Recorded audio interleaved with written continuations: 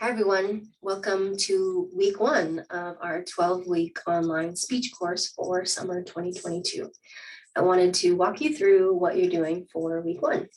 So let me share my screen and show you, excuse me, what you're doing for this week.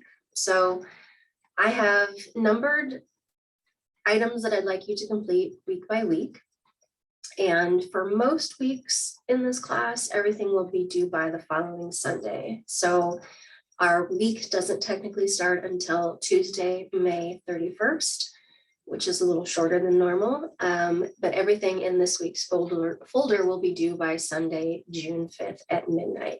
There are a few weeks, I think 3 or 4, where you have assignments also due on Thursdays, but most weeks you only have assignments due on Sunday. So for this first week, I have recorded a short video on the rhetorical triangle.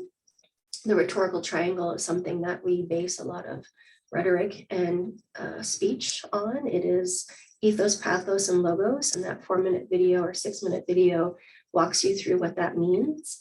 I have you reading a section from your free online text for 1.2, which talks about listening. Listening is a critical part of the speaking process.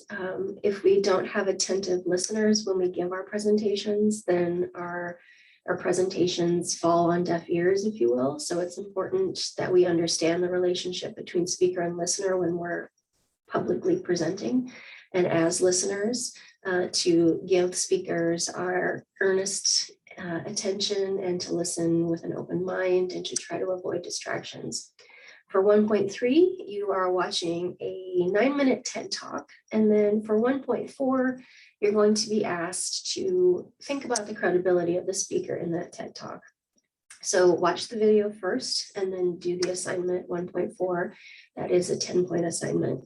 And there are 3 questions there that we're asking you, or that I'm asking you to think about as you watch it. And ethos is the credibility portion of the rhetorical triangle. And it is asking you to think about how you know somebody's credible. When we watch a TED Talk, we probably assume that the person is credible. And in TED Talks, they're unique in that they don't always tell you who the person is. They kind of assume that you know, or you can read it on the web page itself. But think about how you can find out if someone is credible, and then how you want to convey to your own audiences your own credibility on the topics that you choose to speak about. And then for 1.5, the last thing I'm asking you to do for this week is to introduce yourself on the intro discussion board. And for this, I'd like you to have a little bit of fun. Try to record a video using whatever recording mechanism you can, your phone, or if you have a webcam on your laptop, that will be handy as you record your speeches. I have created my own personal YouTube account, and through Western as students, if you go to the Google area, you do have access to a free YouTube account as well, and you can make it unlisted, you can make it private, so the only people that get your links are the people that you send it to or when you post it.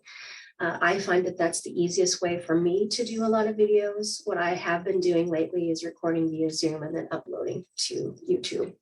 So for this first one, record a minute or less of you talking about your top 5. So you will click in there and you will see that I've told you about my top 5 ice creams. I love to eat and I love to make ice cream.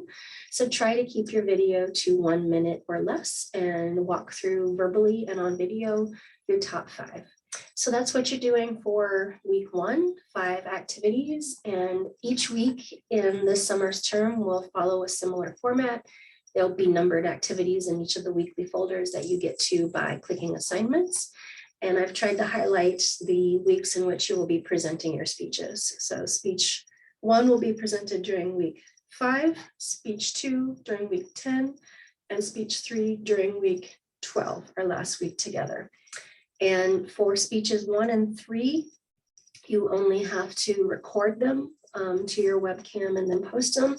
But for speech 2, the persuasive speech, you do need to either present live on Zoom to me and some classmates, or to arrange for a group of people in your life, at least 3 adults, to present to. And we'll talk more about that as we get closer to that date. But be thinking about whether you would prefer to do it via Zoom or gather your own group of people.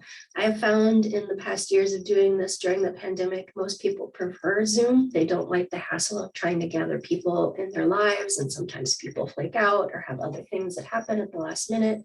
Zoom is usually a more solid, reliable insurance that you'll get to present your speech. So as we get closer to that again, we'll go over that in more detail.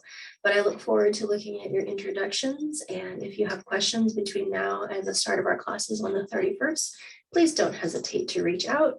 And I look forward to meeting all of you. Take care.